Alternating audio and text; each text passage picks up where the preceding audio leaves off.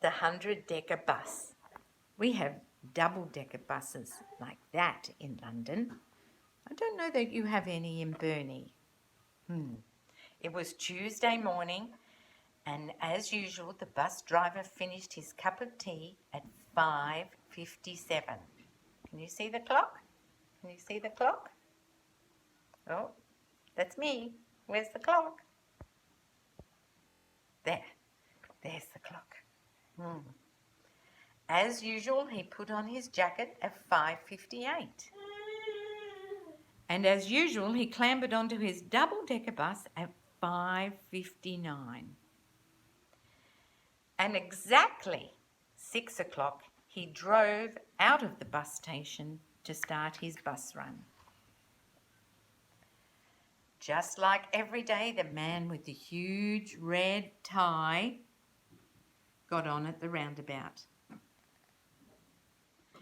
Just like every day, the lady with the pram got on at the library and the baby was crying.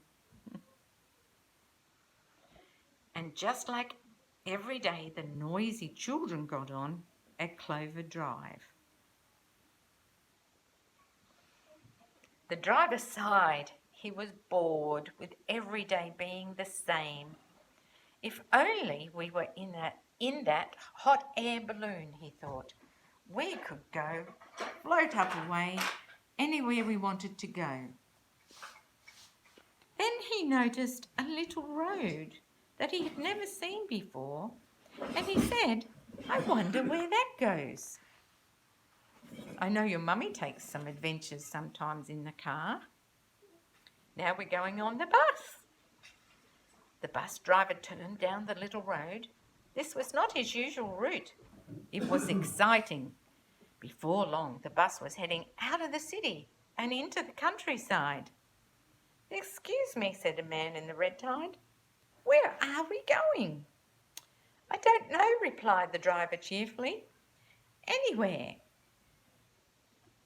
The bus carried on, and it came to new and different towns and new and different bus stops with new and different people getting on and off the bus.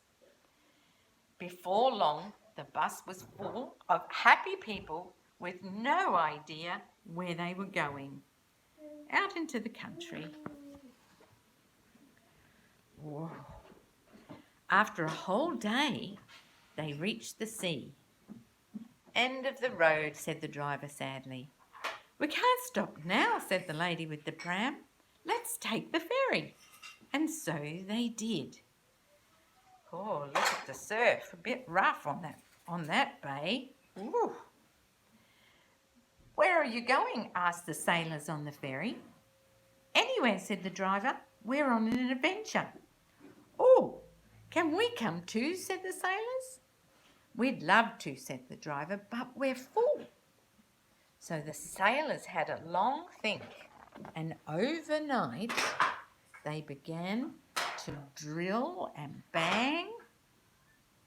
They worked all night, clanging and banging, and in the morning it was gleaming triple-decker bus, and they drove on shore with 1, 2, 3 deckers on the bus. Everybody, look at the queue, wanted to go for a ride on the triple-decker bus. And soon it was full again, so the passengers got onto the next deck to build number 4. There's a winch and a crane. They're all building away. Things were going very well with deck number 4 until the bus came to a tunnel. Uh-oh, what are they going to do? No problem, said the school children. We've got an idea. And they built a robot-type legs so the bus could go under the tunnel and the 2 top decks could go over the top. So 2 under and 2 over, and that makes the 4 decks. Then what happened? There's no stopping us now, they said, and they added decks 5, 6 and 7. 1, 2, 3, 4, 5, 6, 7, and there's people right up the top. What a bus! It went all over town. On the bus drove, and the plane had to say, "Watch out for that bus." And more people wanted a lift. And there they go on the ferry again over the river. There was people everywhere. Look at it now. 1, 2, 3, 4, 5, 6, 7, 8, 9, 10. 10 has a windmill and 11 has a castle. And there were people just waiting to get on. "Here it comes," they said. "Here it comes, a famous 100-decker bus." After 2 months had passed through a very hot country, they built a deck with a swimming pool. This was deck number 30, and the pool had a deep end so that you could have a diving pool. Then you had to have a shower after you'd had a swim. Then people got on with their work. 6 months later, the bus was taller than the tallest skyscraper. Very tall.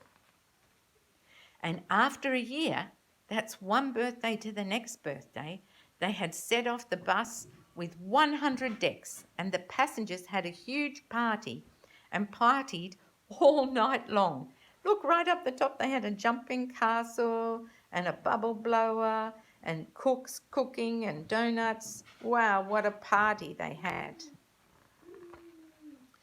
But the very next day, the noise started. Clunk, clunk, clunk, clunk. "Oh dear," said the driver. And then the very next day, the engine started smoking. "Oh dear," said the driver. "Oh dear." And the day after that, the bonnet blew off. Stuff everywhere. And the poor bus was broken. Oh.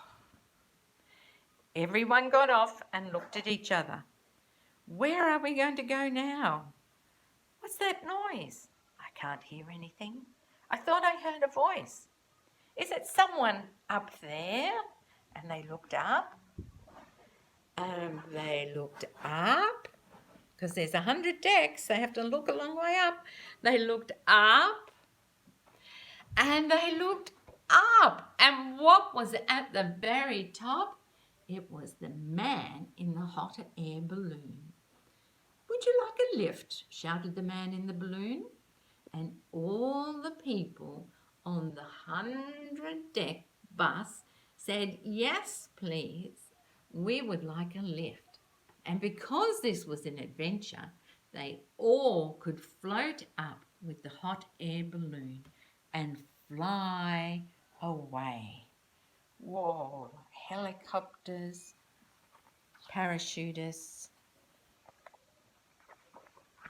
and there they are, all floating away in all sorts of hot air balloons.